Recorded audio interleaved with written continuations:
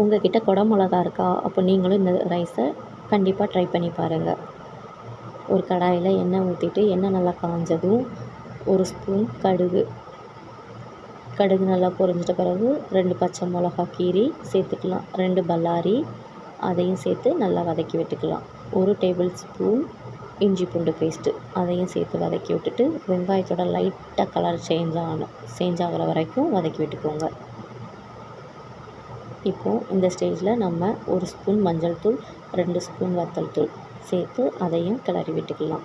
நம்ம வெட்டி வச்சுருக்க கேப்சிகமும் சேர்த்துக்கலாம். சேர்த்து நல்லா வதக்கி விட்டுக்கலாம். தேவையான அளவுக்கு உப்பு.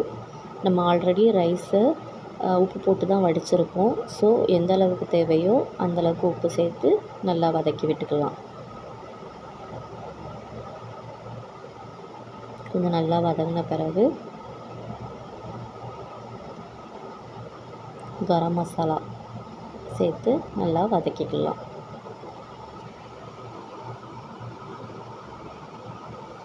குடை மிளகா நல்லா வெந்துட்ட பிறகு டொமேட்டோ சாஸ் சேர்த்து கிளறி விட்டுட்டு நம்ம எடுத்து வச்சுருக்கிற ரைஸையும் சேர்த்து நல்லா கிண்டி விட்டுக்கலாம். பொடியோட நல்லா கிண்டி விட்ட பிறகு நமக்கு கேப்சிகம் ரைஸ் நல்லாவே ரெடி ஆயிடுச்சு. நீங்களும் இந்த மாதிரி ட்ரை பண்ணி பாருங்கள். ரொம்பவே டேஸ்ட்டாக இருக்கும். ஸ்கூல் லஞ்ச் பாக்ஸுக்கு ரொம்பவே நல்லாயிருக்கும். இந்த மாதிரி நிறைய வீடியோஸ் பார்க்குறதுக்கு நம்ம சேனலை சப்ஸ்கிரைப் பண்ணுங்கள்.